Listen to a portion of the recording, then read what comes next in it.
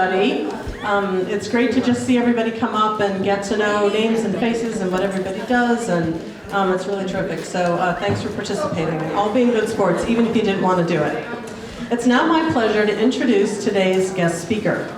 Megan Parisi has been a brewer for more than 20 years, working at Cambridge Brewing Co, Bluejacket, and Wormtown Brewery before joining Sam Adams' brewing team in 2015. She has also been a beer judge for domestic and international competitions since 2010, as well as an invited presenter at multiple conferences. In 2011, while working at Cambridge Brewing, Megan spearheaded the first known collaboration brew featuring all women brewers. Project Venus brought Megan together with brewers from Stone and Victory Brewing Companies for this groundbreaking project, which served as a foundation for the eventual creation of the Pink Boot Society's International Women's Day Collaboration Brew Days. In addition to her brewing certifications, Megan holds degrees in classical music performance from Boston University and spent the early years of her professional life as a clarinetist in the United States Navy Band, Washington, D.C. This formative part of her education influences the way she brews, noting the marriage of science and art in the formation of recipes, as well as the execution of brewing techniques. BFFs, please join me in welcoming Megan Parisi.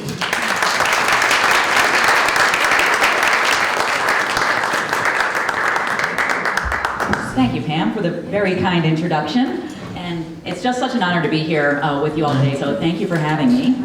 I'm gonna see if I can get this in here and kind of talk there a little better.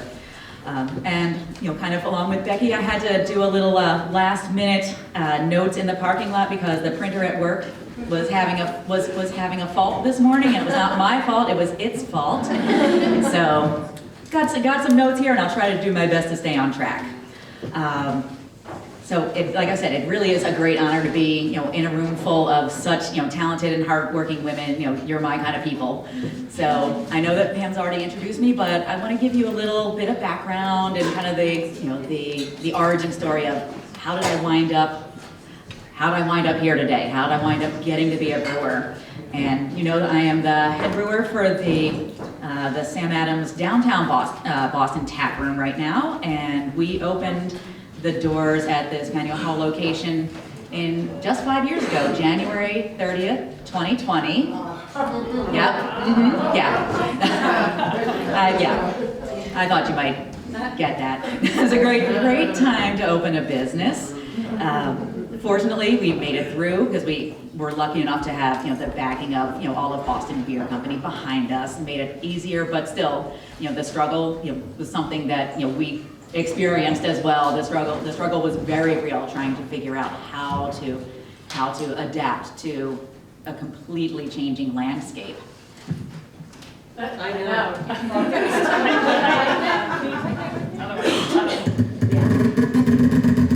Right, tight. There you go. All right, there we go. Problem solver. There we go. Get creative. So, you know, how did I get here? When I was, you know, growing up in Southwest Philly, I was always kind of a non-traditional kid. Yeah, Philly. What can I say? I was kind of a non-traditional, you know, girl. I still love being, you know, feminine and girly, but I played Little League. My sister and I were on Little League teams with the boys. I played, you know, baseball, not softball, and, you know, no diss on softball, but wasn't softball as an option in our neighborhood. So if you wanted to play anything with a ball and a bat, it was Little League. A little later, I started playing clarinet when I was about 9 in school, and, you know, that's not a really normal thing to do. It's not the everyday kind of thing to be, you know, studying an instrument, taking lessons, doing, you know, having this kind of focus in, you know, in something that you're doing. But it was something that as I went along through high school and through my education, it became clear to me that I had a passion for it. Music and academic were both important, but, you know, music was where the passion was at. And that's what led me to come to Boston University, where I studied music, got my degrees, and eventually, after graduate school, won an audition with the U.S. Navy Band in Washington. So there I was at 23, having won this audition for this remarkable ensemble, And I had to go to my recruiter in Chicago, where I was living at the time, to say, sign me up now that I have the job and send me to boot camp. A place where I never imagined myself, but I wanted a gig. It's what you did, and it was an amazing opportunity. So 10 weeks after 10-week all expense paid vacation at Great Lakes Naval Station outside of Chicago, I got to report to duty in Washington D.C. and it was a remarkable experience. Like I said, an environment in which I had never quite pictured myself, but was so grateful to have that opportunity to serve the country in my own way. And with the Navy Band, you probably saw them recently, just earlier this week, performing in part of the ceremonies for former President Carter's funeral. I think they played for the body to go into the Capitol and then out as well. And some traveled down to Georgia for the interment. And you'll see them again in a couple of weeks for the inauguration. And this was the type of things that we got to do. This was the norm. But you are also, in addition to being in this kind of environment where you're with heads of state and you're seeing these people, this is your backdrop. You're also performing with the highest caliber musicians in the country. These jobs are advertised alongside the Boston Symphony, Chicago Symphony, Philadelphia Orchestra, and the union papers, and that's why you have to audition for that place, that job, and then go to a recruiter and go to boot camp just to play your clarinet. But I probably would have stayed, but after about 5 years, I wound up with a shoulder injury, and it left me, after quite a bit of physical therapy, it left me really unable to perform at a professional level. So then what? I had to figure out, what to do. I was someone that had a passion for something, and I was lucky enough to be able to make a living at it. And here I am in my late 20s trying to figure out, now what do I do? I'd go back a little bit to graduate school, and I had started homebrewing with my then boyfriend, now husband. He was a chemist, and so that made a lot more sense for him to think about, I'm a chemist, I can do this sort of thing. And beer back in the early 90s was not very flavorful. There weren't a whole lot of options. There were a few growing breweries in the area, but if you really wanted to kind of have something really flavorful and interesting or really push boundaries, you kind of had to do it yourself. So that whole time, for 10 years, I've been homebrewing, and I really enjoyed it. It was something for which I still had a passion. At one point, I remember in my 20s thinking, by the time I'm 30, I'll have a brew pub, because that was kind of what people were doing at the time. This was a great craft beer boom in the mid 90s. You had fantastic brew pubs where it was really the restaurant and brewery opening in lots of places. The late 90s had a bit of a shakeout, and a lot of places were closing up, but I was still homebrewing, and it was something that still really kind of resonated with me. So at that point, I realized that's what I want to do. I needed to get away from the arts because I just wasn't ready to have it be, a hobby and not sound like I was used to sounding. Just not have that. And Pam, you'll understand, your husband as a musician as well too. I wasn't ready for that at that point.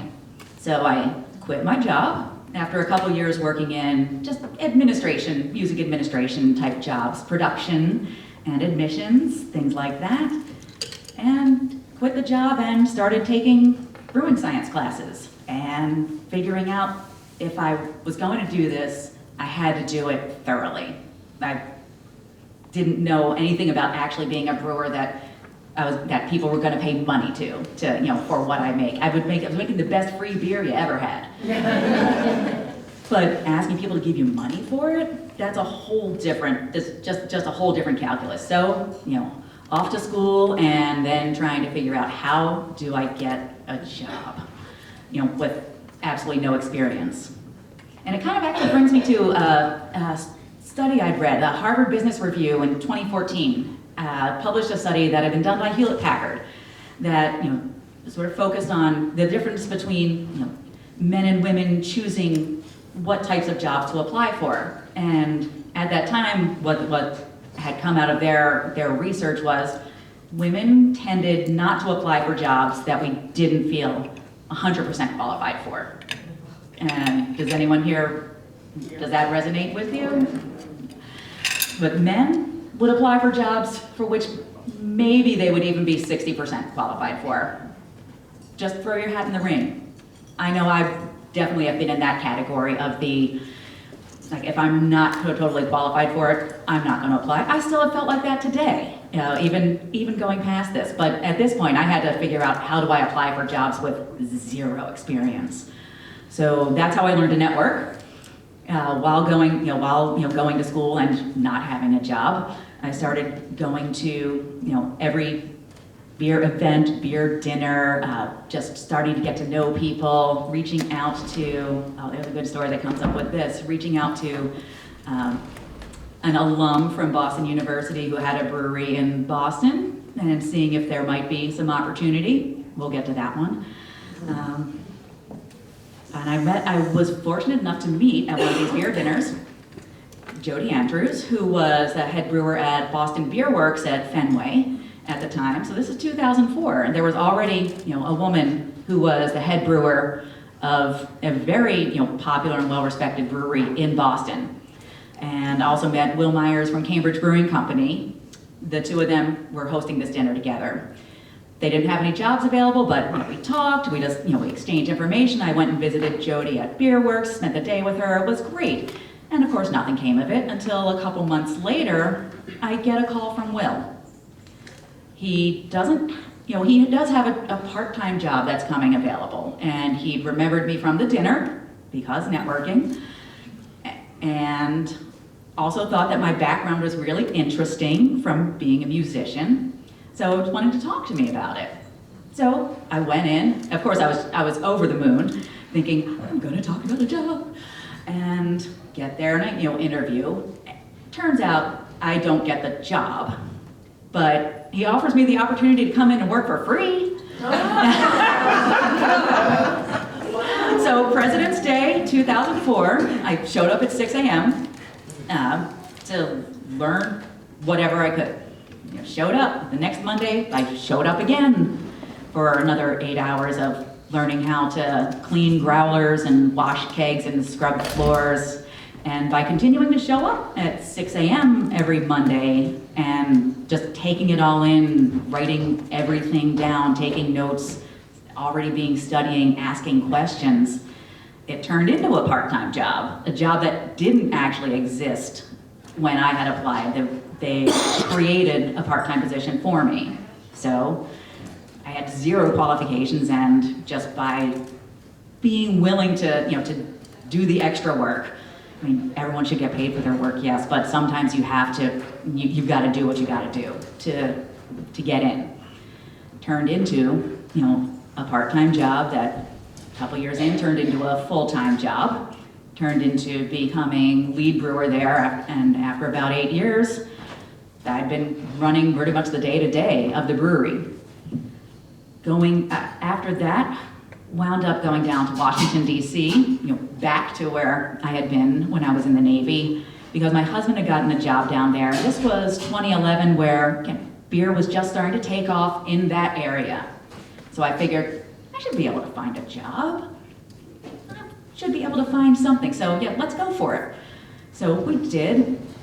I found a job brewing there, and this was, again, kind of a job for which I was completely unqualified.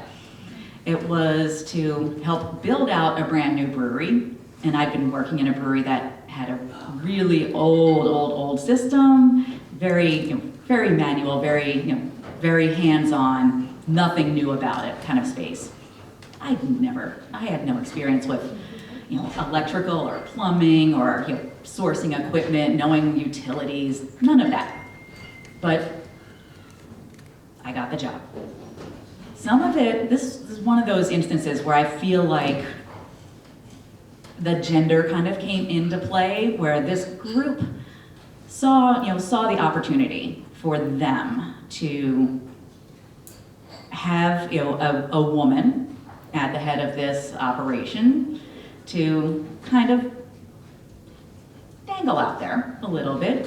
And so that may have helped me in this case, but then what didn't help me was that they didn't ultimately appreciate that I actually had skills and talent and and ideas and personality, and that wound up being a threat to the beer director, who this was pretty much supposed to be his show.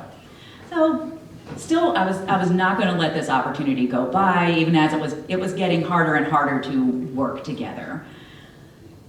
Made it through the opening, a couple years of construction, build out a crazy space that actually happened to be 2 blocks away from the Navy Yard where I'd been stationed back in the day. And when I was stationed there, you would not go to that area. You would not take Metro to the Navy Yard to go to work. And now there's the Nationals ballpark. Today there's a Harris Teeter and a Whole Foods and condos where I can't afford to live. That whole area has changed. And I remember thinking, you want to put a brewery where? But it paid off well. But the relationship didn't really pay off well, but I was still going to see it through for myself. I needed to figure out, can I do this? Because I didn't know how to. But I took the chance, and I also took the opportunities to learn from everyone I could. The DC area of brewers were fantastic. It was a smaller at the time community, but really welcoming. Everyone was just really kind and helpful. People had gone through a lot of build-outs themselves recently. Happy to help with information, and they all kind of knew probably what I was up against because they knew this person. So they were very willing to help me, for which I'm grateful. But it gave me a ton of experience to think that I could do things for which I wasn't qualified, and to take those chances. So when I decided to leave there, finally I'd had enough. We opened, I did what I needed to do. My mental health required I leave, and I did, and was planning to take some time off. My sister, who lives down there near me at the time, down in DC, got sick about 3 days later, and my time off wound up being helping her out in a crisis, which of course I would do, and thankfully I had the time to do it. Just a great opportunity that I had the bandwidth to be able to be there, for her. But then a little gift came my way, as the news was, making its way around, of course, that I'd left this job, and an old friend of mine, Ben Roche, who was the brewmaster at Wormtown, gave me a call. They were just getting ready to start building out from their original location on Park Ave in Worcester to the location that they now have on Shrewsbury Street. So he was going to be spending so much time working with the build out. He knew I'd already gone through this one, and he wanted to know that he had someone he could trust to kind of keep an eye on things, back on Park Ave, make sure that we could actually keep things going while he wasn't there. And the brewers that he had at the time just weren't interested in stepping up. They were capable of it, but they weren't interested in stepping up. They just didn't want that kind of responsibility. So he called me, and it gave me an opportunity to come back to Boston, which was great. So I was happy to come back here, work with a good friend. And this was back when, Wormtown was just, I think there were 7 of us doing everything, every bit of distribution. We had mobile canners come in and roll the cans would be coming in. We'd be standing out in the parking lot, packing all the 6-packs and putting them in the cases, and in the winter too. And it was a room that had no drains, or all the drains were on high points. So at the end of every day, you had a shop vac, and every Friday, everything that wasn't nailed down came out and had to be cleaned and bleached and scrubbed and just done. But this was a team. This was a small team, all guys and me, and they were great. They were fantastic, really, really tight group, and I enjoyed working with them. Later that year, we got over to Shrewsbury Street, started transitioning the recipes, and still just the 7 of us, small, tiny group. And I saw a job listing for Sam Adams, head brewer. And my first thought was, well, that's too bad, because I just started this job less than a year ago. I'm not going to apply. And I'm probably not really qualified for that anyway. I mean, it's Sam Adams. I mean, when I started brewing, in Boston, Sam Adams was huge, to us. They were a great player in the community. We'd get barrels from them for our barrel program. They would, if any of you know what Utopias is, it's our very exclusive, almost spirit-like beer. It is a beer, but it's the strongest naturally fermented beer. It comes in usually between 24 and 28% ABV. So it really is, And we don't use gimmicks or tricks. There's no distillation or anything. It's a regular fermentation that we monitor and baby so that we can actually get it to, a certain point. Then it goes through a lot of barrel aging, and every time the barrels get emptied, it goes in a new set of barrels, and then those barrels have to go somewhere. So they'd empty one set of barrels, call us all up, say, hey, we got some fresh barrels. You want some? Hop in the van, drive across to JP, throw some barrels in the back of the van, hold on to them in the back, and get back to Cambridge and figure out what we were going to put in them. So that's the kind of place I thought of, Sam Adams as, just a really, really good players in the community. They also sold a bunch of hops to people in 2009, I think it was. There was a big hop shortage, and they'd been contracted out for a lot of different varieties, and they opened that up to people to say, hey, we have more than we need, but buy the things that you need. Let's figure out what you need, and opened up what they already had contracted. So yeah, this was a place I never in my wildest dreams would have dreamt that I would be. So I didn't apply. And a couple months later, I got a call from a recruiter about the job. And I thought, oh, okay, well, throw my hat in the ring. What's the worst that happens? I'm not going to get the job anyway. And then someone else who I met through the industry actually, came to me about the job. Someone at Boston Beer who was not in brewing, but said, hey, you really should apply for this job. I think that you're what they need and could do really well there, and I'd love to see you in the company. So I did, and really not thinking that it would actually happen. But yet again, it happened.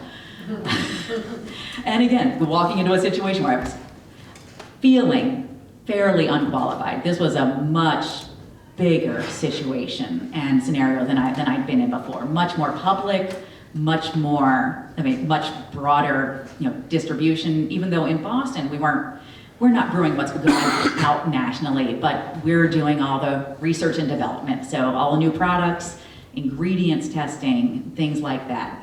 That's the type of stuff that we were doing, but those new products that would eventually go national started with us.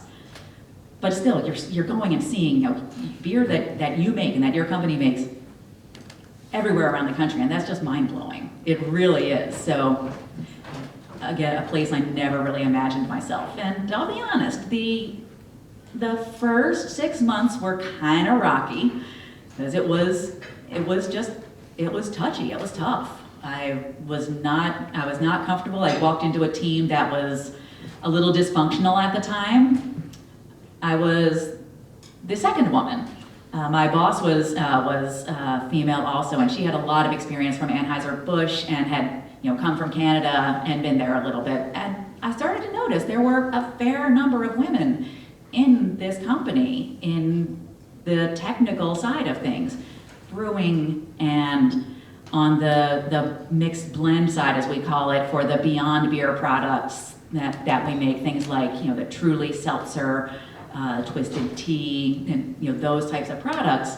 A lot of women running that, women in our QA labs, women just kind of all over the company. It was the first time that I had encountered that many women in the brewing industry in leadership positions where their opinions were valued. And I found myself pretty quickly, sitting at a table next to Jim Cook for, on 8 o'clock some mornings, tasting the newest products. And if you're not drinking at 8 a.m., you're tasting. There's a big difference. There is a difference between drinking and tasting. But it's also not really a tasting until someone spills their glass, and then it's really a tasting, because that does have to happen for it to be official. But you're sitting there, I'm sitting there in this room with Jim Cook, all these leaders, and a whole lot of other women. And it was one of the first times that I could really actually see that and appreciate that things were changing in the industry.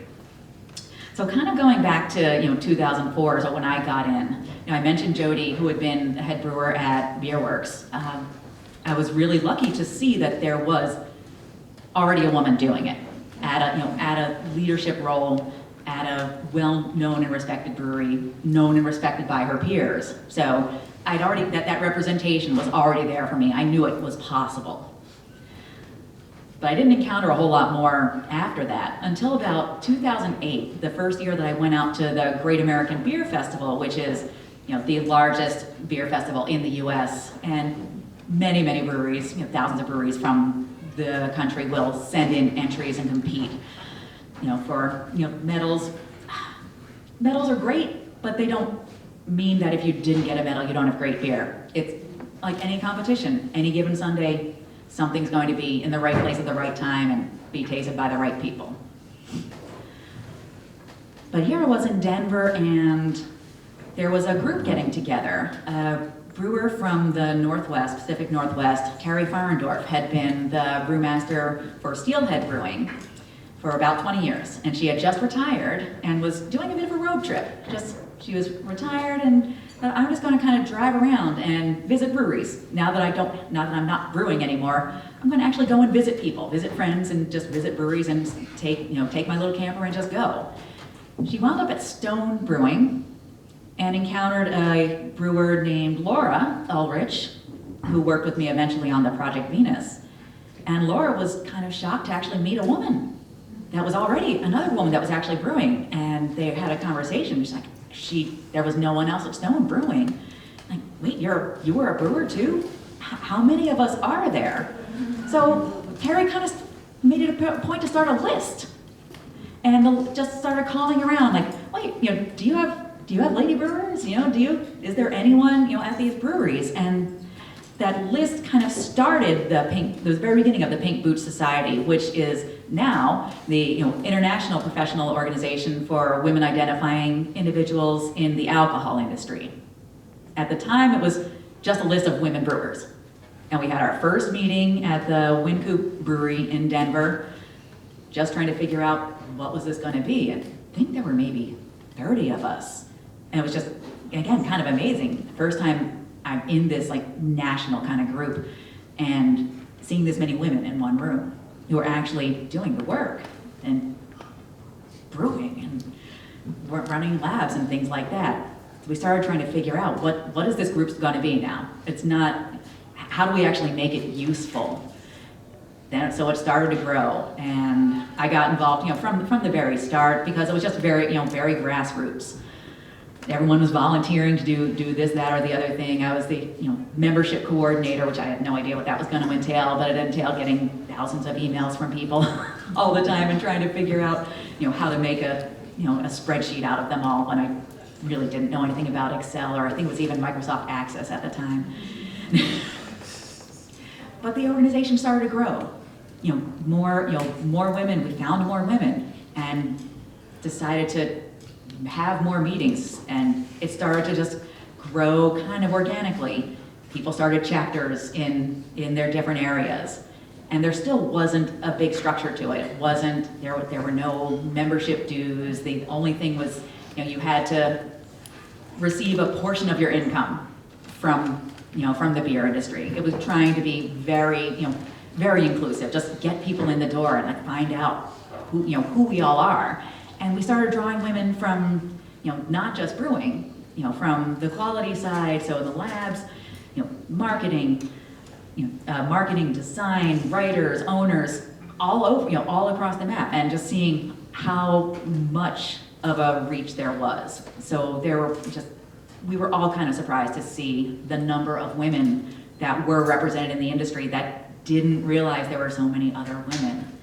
So the group began to evolve and became set its focus to actually delivering scholarships and actually trying to advance people in their careers through education. So that's when things had to get incorporated, actually make it a business, try to figure out how to actually then run a business with a bunch of people that had no idea how to run a business. And I'm not taking any credit for running the business, just being a part of the ride as we went along. But we saw this, this operation grow and continues to offer scholarships, throughout every year. And it's just remarkable to see the opportunities that come through. A few years ago, I did get to serve on the board of directors, and I also took on the side role of being the scholarship administrator. So working with, with the vendors and business partners to see what they could offer us and would offer us. And there's a lot of generosity out there. A lot of people believed in, in this mission of trying to, assist people with breaking boundaries, because the only boundary and barrier that we really thought existed was, education. That's the thing that really gives you the confidence to feel like you can take those steps where you don't feel like you have the experience. Getting people, education that they might not have been able to afford before.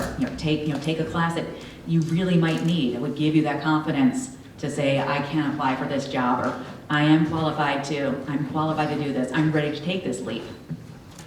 Get the education and the experience, and it's just grown tremendously in, I guess, do the math, 17 years or so. Just really, really excited to see how it has grown and continues to help women throughout the alcohol industries. We talked about, I think Pam talked about my judging experiences, and I started first judging, again, thinking I'm completely unqualified, except for, I was evaluating our own beers all the time, but getting in front of a panel, sitting down with brewers from all across the world to judge beers. I started in 2010 at the Great American Beer Festival, and just jumped right in the deep end. One of my first tables on my first day was, I was sitting with Charlie Papazian, who we all at the time kind of knew as sort of the godfather of homebrewing. He wrote one of the first, the early homebrewing books after President Carter legalized homebrewing in the 70s, and I think one of his greatest achievements.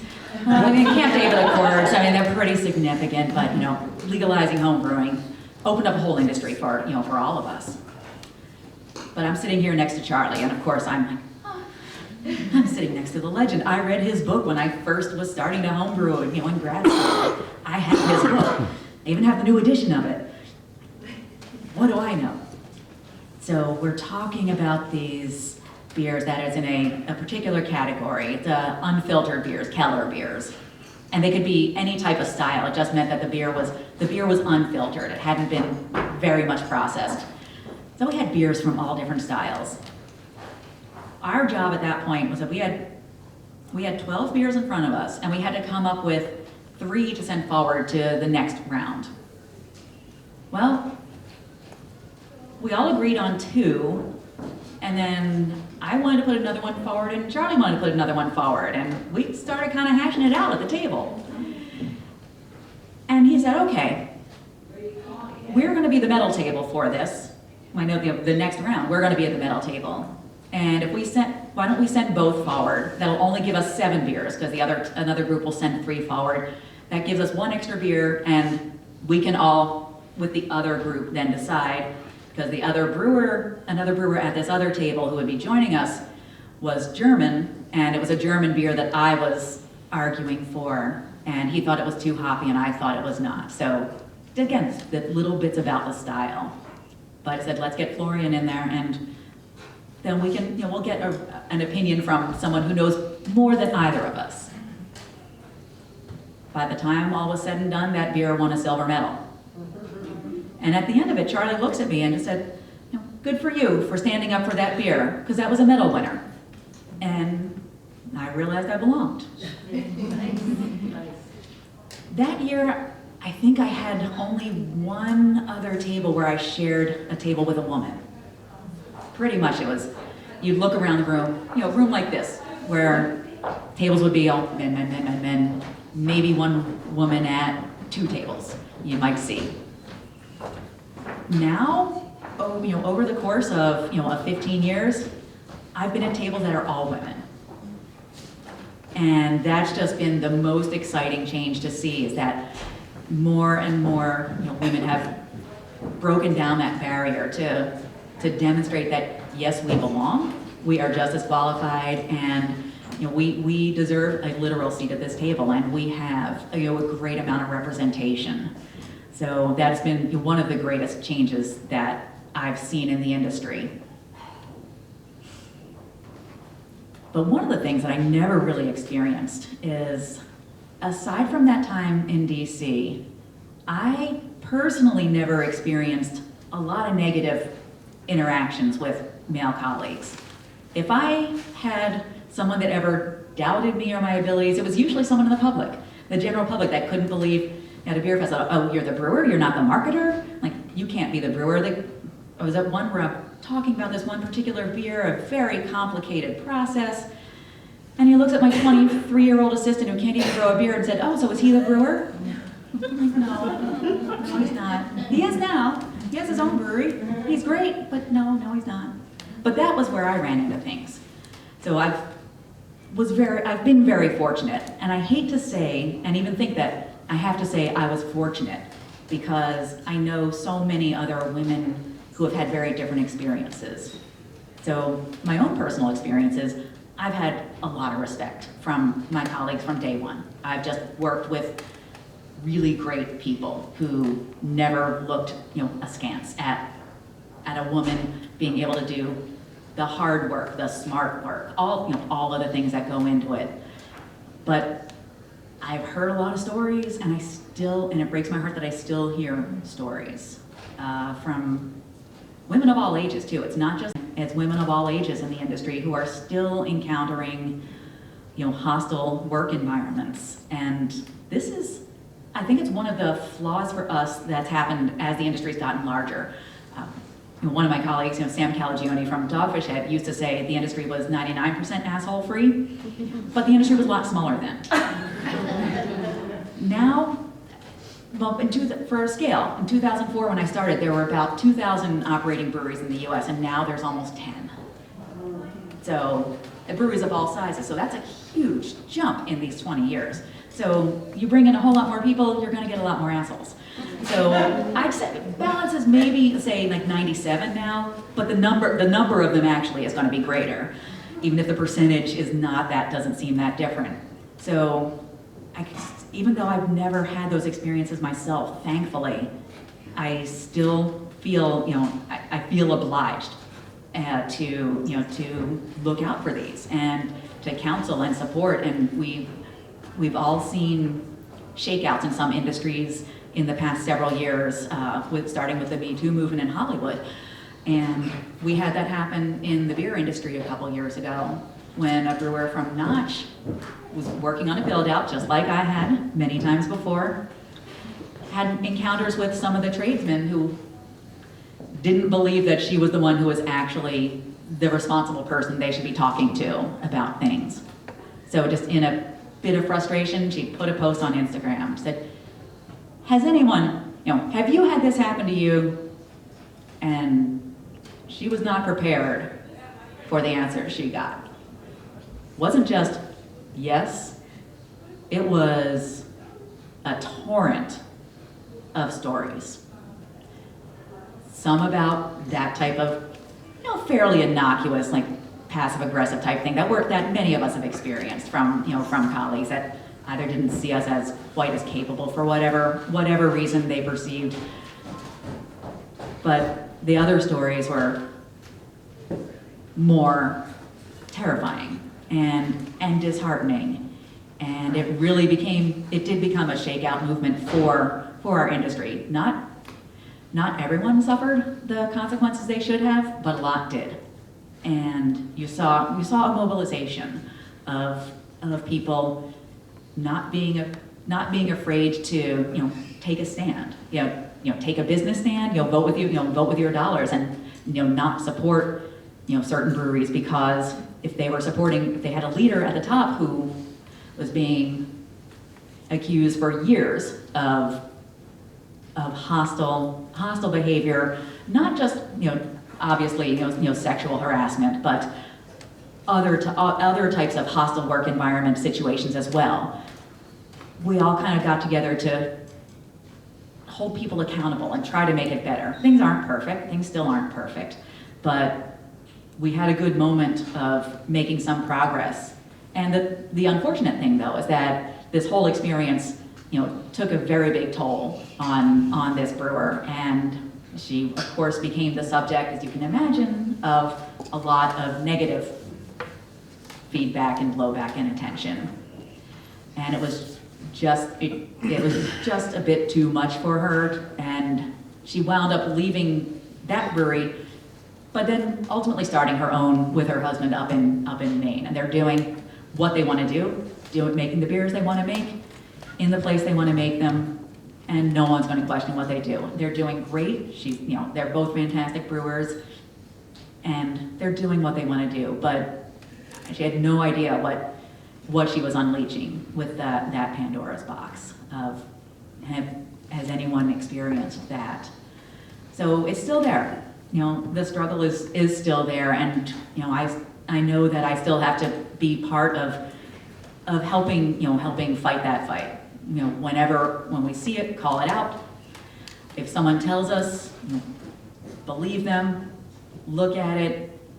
It challenged a lot of friendships. It challenged a lot of relationships in the industry, where you might say, well, I've got a great relationship with this person. I've never had that kind of experience with them. But if they could do it to anyone, you've got to really think about, what your role is and how can you help hold someone accountable. So, these are kind of the biggest changes that I've seen, for women in this industry over my time. That there's more of us. We're doing more and more things, and we're looking out for each other. But we're represented, and I look forward to seeing more and more women at the judging tables, at the behind the booths, in front of the booths. I love seeing more women coming up to the booths to have a beer. Women at bars going out, not because they're going along with a man. They're going because they want to go. It's another change that we've seen, is that women are more comfortable acknowledging what they like and sticking with that. I know what I like. I'm confident, and I'm not going to let someone else tell me, oh, you won't like that. That's too hoppy. That's not what a lady's going to drink. Let me give you this. No, I know what I like, and seeing that confidence, it's a better marketplace for us. So I guess I kind of want to, I don't have all my notes, my great summary takeaways and all this, but the big things really are that I think the fear of failure is something that I know a lot of women face more than a lot of men that I've known. They fear failure, but they tend to have gone for it a little more at times, like apply for that job they're not qualified for. But be willing to fail, and that's, I think, one of the things that's helped me get to this point in my career, is that so many things have been a failure along the way, whether it's the relationship with the partners in DC, or all these other things.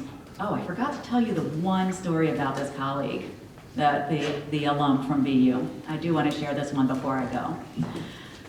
While I was reaching out to all the brewers in 2004, cold calling everyone, I'd reach out and said, oh, right, great cover letters, back in the day of cover letters, and wrote to this person, graduated a few years before me. Hey, you've got this great brewery. I know you've got an internship program. That would be fat. I'd love to find out when the next one's coming out, and would just love to find out more. Never heard back. Until a couple months later, eventually got a note back that had no date, no return address, no no real identifying factors on it, just a plain typed piece of white paper. And like something along the lines of, "Dear Megan, thanks for your letter. I'm sorry it took so long to get back to you. We're not running the program again for a long time. I recommend, you reach out to, other brew pubs in the Boston area. You never know." And I still have that letter because that's always kind of stuck by me because you never know. So you never know.